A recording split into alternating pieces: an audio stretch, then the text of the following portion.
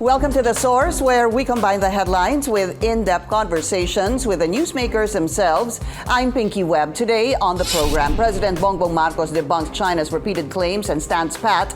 There's no deal to remove the Philippines' grounded Navy ship from Ayungin Shoal. House lawmakers call for a hearing to scrutinize the reclamation projects in Manila Bay. The police force faces criticism anew after Navotas cops fatally shoot a teen in a case of mistaken identity. ACT-CIS Party List Representative and House Deputy Majority Leader Erwin Tulfo joins us in the program.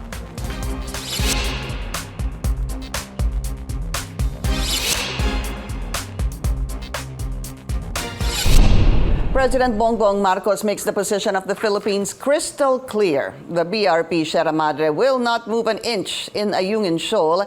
China has repeatedly claimed that the Philippines had promised to remove the grounded Navy ship from the West Philippine Sea, but Mr. Marcos says he's not aware of any such agreement. The president stresses that even if there is any truth to China's claim, he is now revoking it.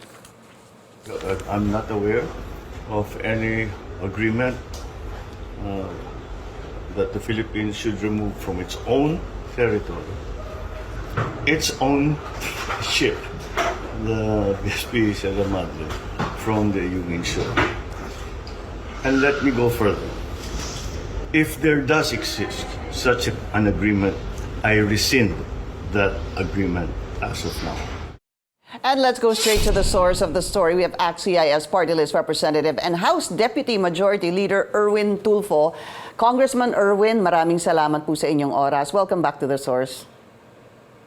Thank you for inviting me, Ms. Pinky. Thank you. Sir, happy birthday. Thank you also. Thank you again. Thank you. Kaarawan sa'yo. Unahin na po natin yung reaction ninyo to the President's statement. Ito ho bang usap-usapan? You know, we've been talking about this for a couple of days now, that China's claiming that the Philippines had committed to tow away this BRP Sierra Madre. First of all, sir, parang napapansin niyo ho ba, meron ho kasi akong kausap, sabi, para tayo nagiging defensive. Parang kailangan pa natin patunayan na walang katotohanan yung sinasabing meron tayong commitment. What do you think of all this? They're lying, Ms. Pinky. They're lying. I mean, they're lying from the very start. Yung sinasabi nila na aalisin, may commitment tayo na aalisin yung barko sa Ayungin Shoal, yung BRP Sierra Madre, and then they were lying, yung kaya nila binomba yung Coast Guard natin ng water cannon kasi may mga construction material. They have been lying ever since, so bakit pa kailangan pa paniwalaan ho yung mga tao na yan, di ho ba? So, talagang unacceptable yung ginawa ho nila.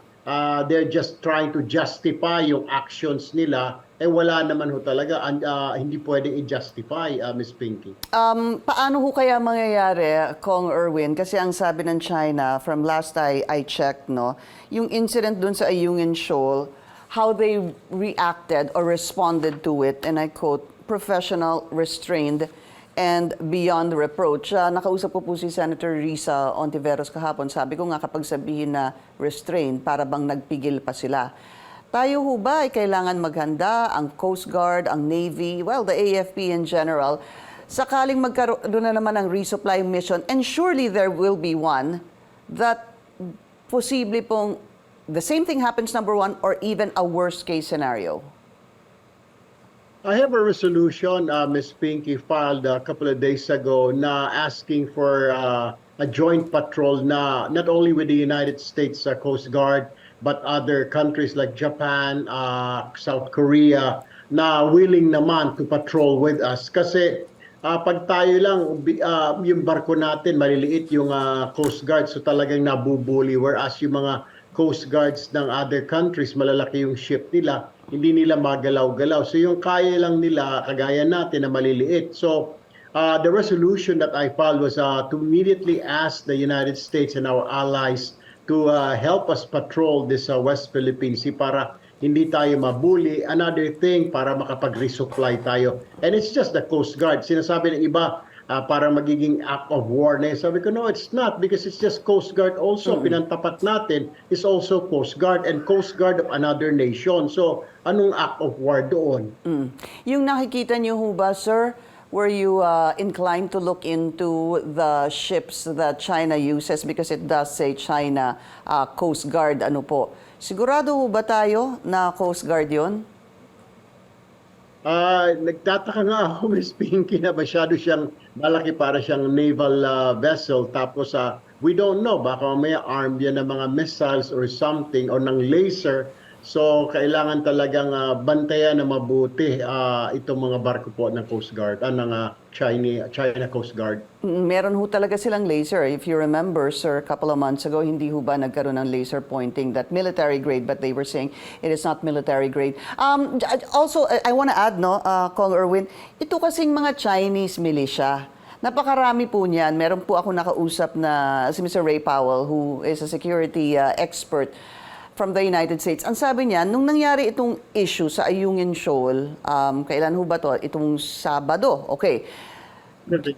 Opo, July 15, he claims, July 15 or July 16, upon their monitoring, meron daw sila nakita ang tinawag nilang the monster ship of the Chinese Coast Guard. Ang tawag, yung pinakamalaki nilang barko, nakita daw doon sa Mischief Reef. And there were about 30 to 40 Chinese militia vessels. Sabihin po natin, itabi na natin yung Chinese Coast Guard. Ano ho ba yung karapatan ng mga Chinese militia vessels sa West Philippine Sea?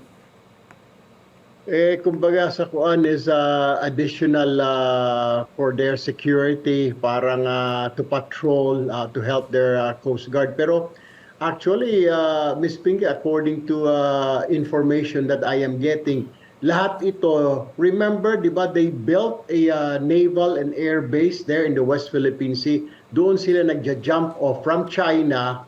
Pag umalis itong mga ito, nag-aangkla lang doon sa base na yun na ginawa nila na man-made island dyan sa West Philippine Sea.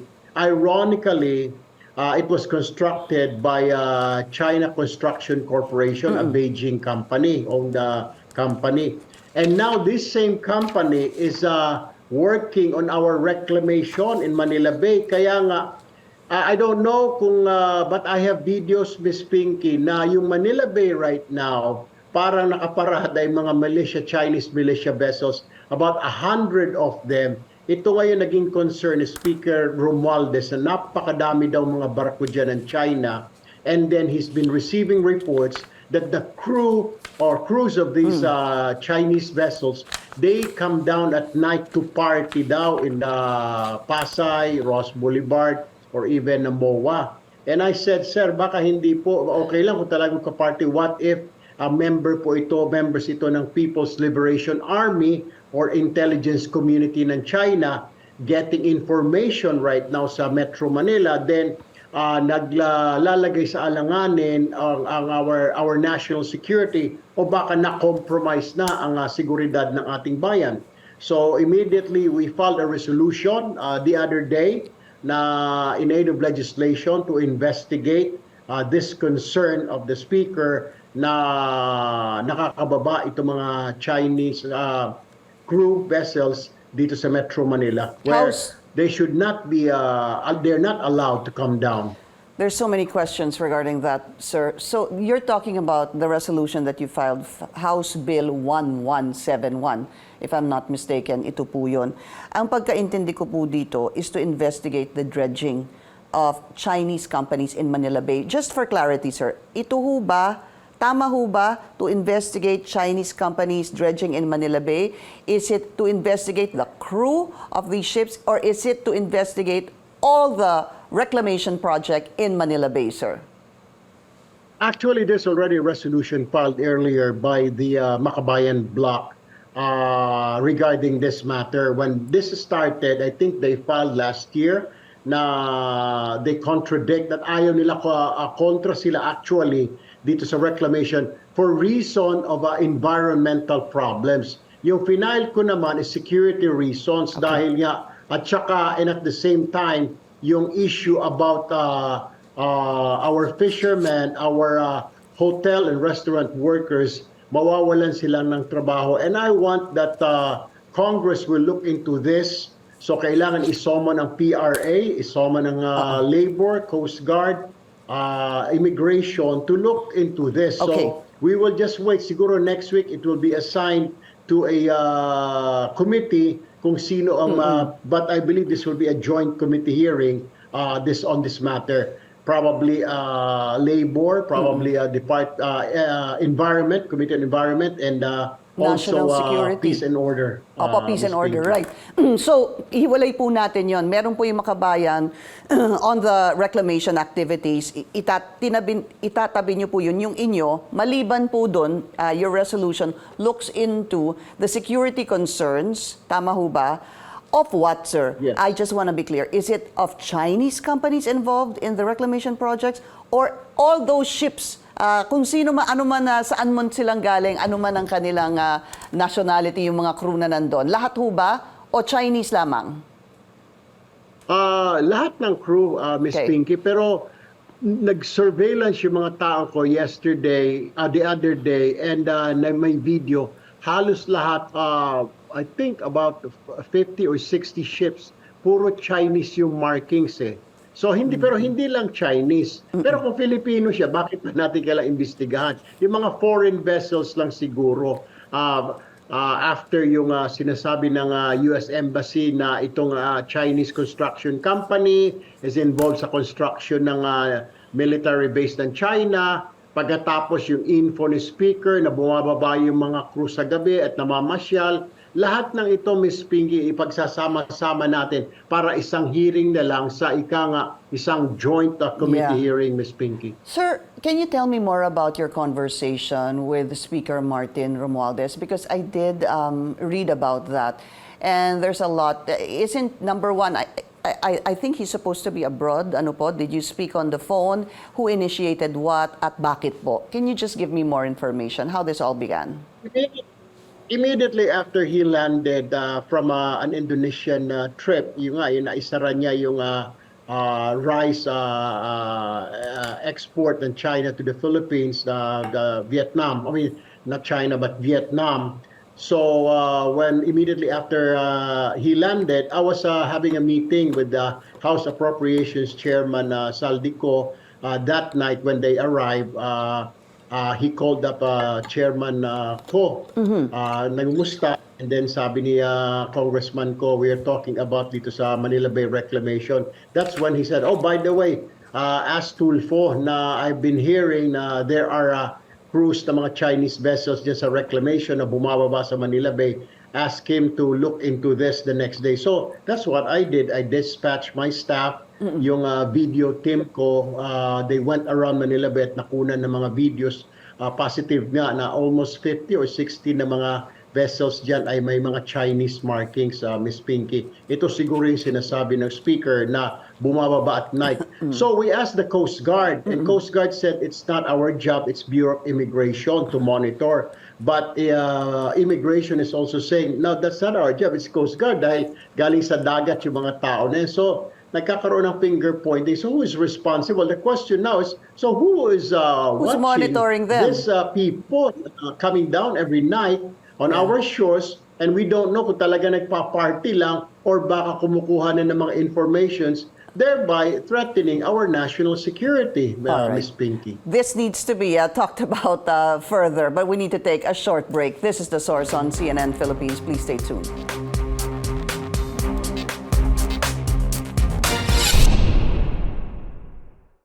You're watching The Source on CNN Philippines. I'm Pinky Webb. Our source today, ACT-CIS Party List Representative and House Deputy Majority Leader Erwin Tulfo. Sir, I wanted to find out more about that. Nagpa-surveillance po kayo sa inyong mga staff no, sa team ninyo. So, 50 to 60 na mga barkong nakita. Tapos ano yun? Dumadaong, pumapasok. They use a smaller boat, sir, no? To go to land. Ganun ho ba yun? Unfortunately, yung mga Filipinos na may mga bangka dyan sa may Pasay, dyan sa Parañaque, yun ang tinatak nila, dyan sila sumasakay. for a fee, parang taxi, water taxi. Susunduin sila and then ibabalik sila pagkatapos ng happy-happy daw ng 2 or 3 a.m. So that's what's happening. No, these Chinese ships, they're involved in the dredging, Yes, itong yes. pagtatambak ng lupa dyan sa Pasay. So they're anchored there and they've Opo. been there for several months now, Miss Pinky. And this really is a problem doon sa mga establishments not establishments but then ng mga kababayan natin, yung mga fishermen, yung mga hotel and restaurant workers because they don't know what future they will have pag natabunan na ng lupa yung entire Manila Bay, Ms. Pinky. Yeah, in fact, the President said hindi na daw niya makita yung tubig sa Manila Bay. So, babalikan ko lang po to, sir. Hope you don't mind. So, parang meron po silang water taxi, sabi niya, mula doon sa malaking barko na nakadaong nga doon, naka-anchor because they're involved possibly in dredging activities. They go to land and they party, sabi niyo nga. Saan po sila nagpupunta?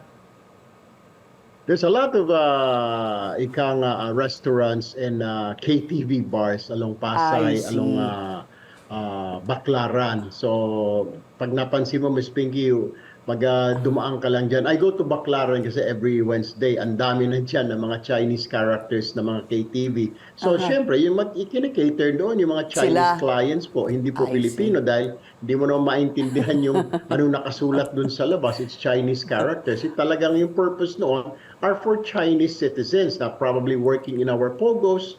And then dito nga, kasi this project has been going on for half a year now. 6 months na. Padami yung barko, Miss Pinky. Opo. Dumadami sila every day. Okay. Sir, I remember you said that there's a concern, a possible lang naman po, security concern regarding this. My question is number one, if they are workers in those 50 to 60 ships that are anchored in Manila Bay for reclamation projects, number one, are they allowed to go to land?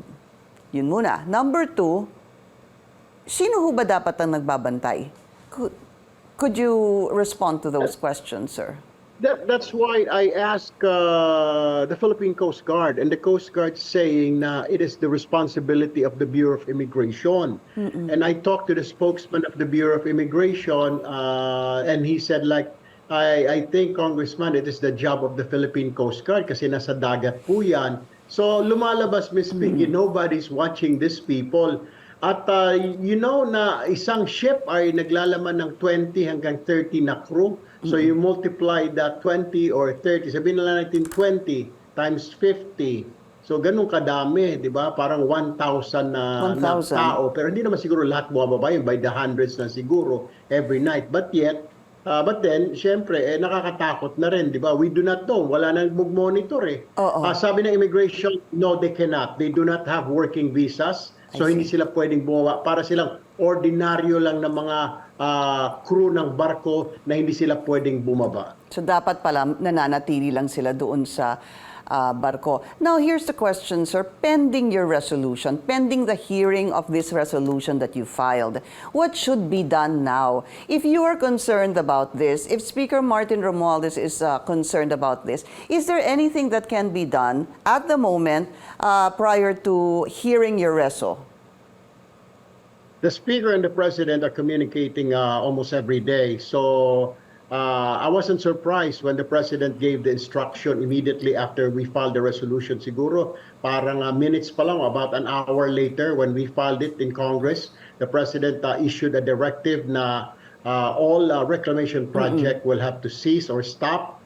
And that's what PRA is waiting right now to find out kung ito stop indefinitely or temporarily kasi the President said isa na lang ang maiiwan. So PRA, according to them, when I talk to them, are just waiting for the instruction of the President at kung ano yung maiiwan. So it's a welcome news development. Ibig sabihin, then everybody has to stop. Siguro naman, the Bureau of Immigration listening to us right now, or Coast Guard will do something about it. Bantayan yung shores na natin ngayon dyan sa Ross Boulevard, making sure na walang nakakababa na ngayon ng mga crew member ng mga vessels na yan, Ms. Pinky. And that appeal of yours, you feel should be done as soon as possible. Kailangan po meron na magbantay ngayon pa lang.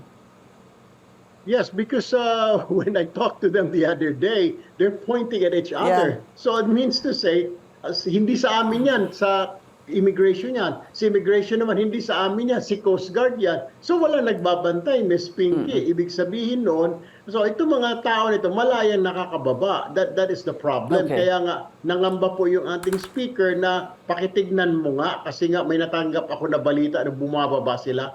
And true enough, nung tanungin ko yung dalawang agencies, they're saying na it's not my job, it's his job. Opo. So they're finger pointing dito sa incident na ito, Sabi sa ni- issue na ito, Ms. Pinky. Sabi ni Pangulong Marcos, as you mentioned a while ago, all projects, reclamation projects are suspended except for one. Kong Erwin, do you know ano po yung project na matutuloy? Kasi kahit po ata yung PRA, hindi alam. Well, I believe according to the PRA, when I asked them kung ano, they're saying they will look first kasi the president said may isa daw diyan talagang nakasunod doon sa guidelines, sa requirements, sa rules. Pero yung iba actually 5 yata or 5 or 6 are ongoing right now. Pero 22 ang hindi pa nagagawa. 22, imagine 22 pa. So tigil na yung 22, hindi na matutuloy yon at tigil na rin yata yung 5 na yon. Isa na lang maiwan doon sa 5 na yon. Yeah. We don't know yet. Pero the president said, if I can recall, he was saying na kasi sumunod yun sa Requirements. rules, or not rules, Yeah. kundi yung requirements. I heard Ms. the same Pinky. thing, sir. Yeah, you know, it's good you mentioned that because I was also trying to look into the numbers. You know, sir, it's important to find out, number one, ilan ho ba talaga yung projects in Manila Bay currently being constructed. Number two, yung pong merong notice to proceed. Iba po yun, di ba? Tapos meron pa po yung pending. It will be really important to have a whole, siguro, grasp on how many projects are there at the moment and how many again are pending. But let's I'll take another short break. The Source will be right back.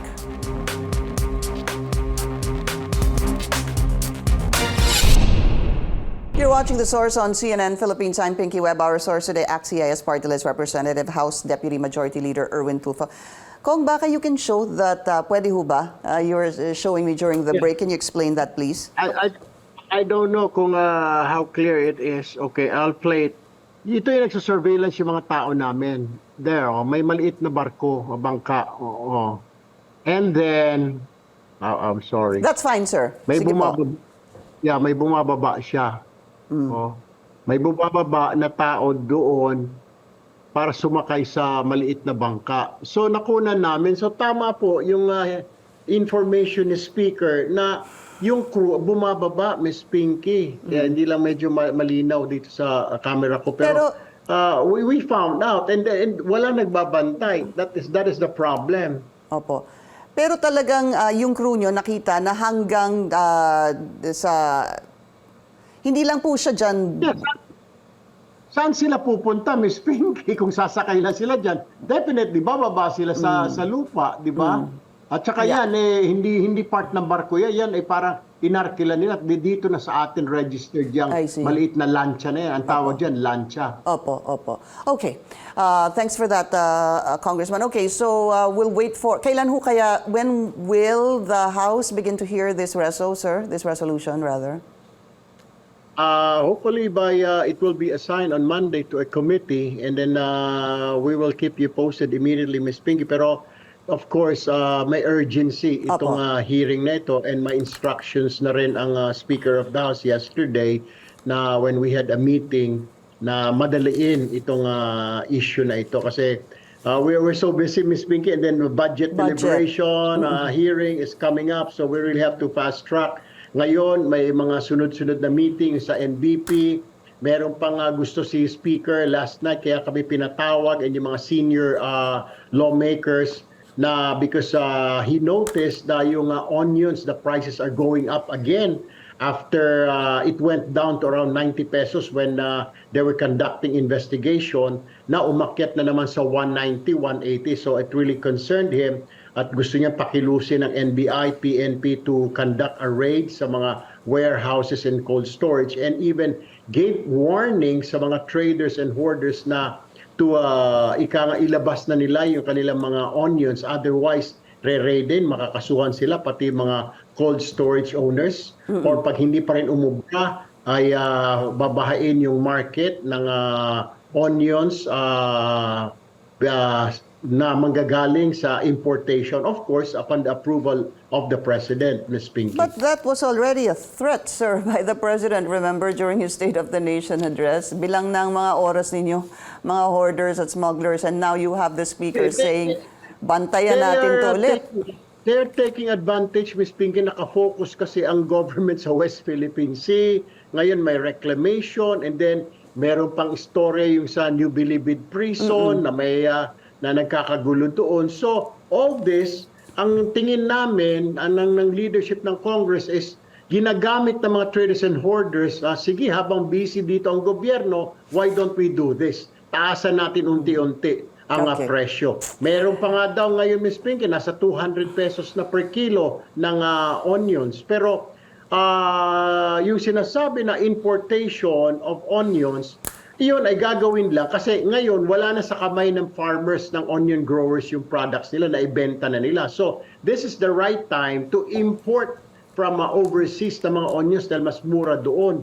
And then the government or the importers can sell it to 90 pesos per kilo. So malaking kabawasan. Yun ang sinasabi ng gobyerno. Sige, pag hindi nyo inilabas yan, mabubulok yung mga stocks ninyo, babahain namin ang market ng mga imported na sibuyas, then babagsak yung presyo. ACT-CIS Party List Representative, House Deputy Majority Leader Erwin Tulfo. Sir, you have a good birthday. Maraming salamat po sa inyong oras. Thank you po for your time. You have a good day. Thank you for joining us here on The Source. I'm Pinky Webb. You're watching CNN Philippines.